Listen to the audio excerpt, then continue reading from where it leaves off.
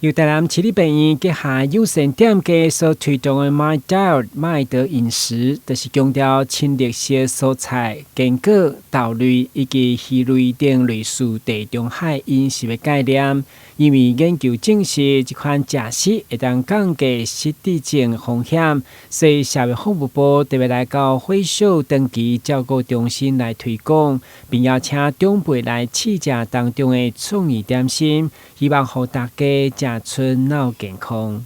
因国际失智月的到来呢，我们台南市立医院结合了我们的在地店家，我们一起来制作所谓的麦德饮食。它的理念其实是从我们的德蔬饮食跟地中海饮食的理念来做更进一步的进化。那其实它讲求就是所谓的在地的蔬果，当季的蔬果，我们透过这样的料理的制作。跟营养的取得，可以来降低我们的失智的风险，因为这是有经过我们的实证医学。随着人口老化，失智症已经是相当重要的课题。市立病院为了响应9月国际失智月，9月7号将伫水高社园区前举办闯关美食市集等活动，要让民众在游戏活动当中更加认识失智，甲社区共同打造温暖安心的个人优先社区。台南新闻军集采访报道。